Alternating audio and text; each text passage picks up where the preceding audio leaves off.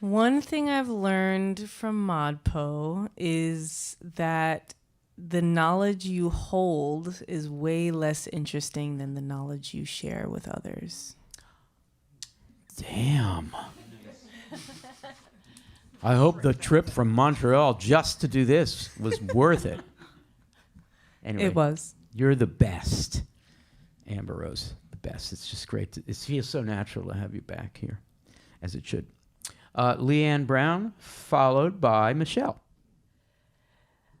What I love is all the new content being added all the time. And when I was listening to the a recording of Bernadette this morning, getting ready for today, and I just was just so appreciative of how ModPo is making these 3D, 4D spaces for the voice to inhabit. We can go be with the poet. It's like this sense around presence. Like I was in the room when that interview was recorded that Charles Bernstein did with Close Listening, but I had never listened to the tape, and it just took me back there, and I heard it in a whole new way.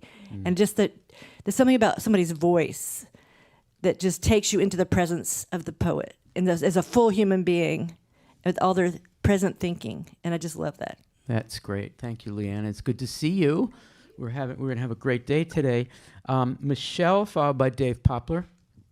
ModPo is just a very freeing and non-judgmental environment, and that's what I love most about it. It gives everyone the freedom just to say what they think and what they feel.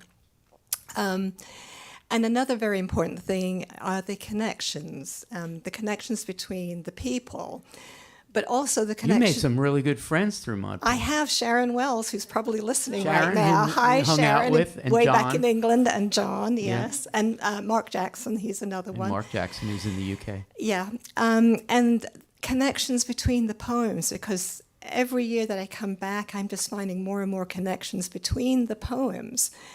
And just going back to the two we were just discussing, Sleeping with the Dictionary and Invasion of the Body Snatchers, they're both, to me, showing how the nighttime is the creative time of writing poetry, going to bed and dreaming and thinking.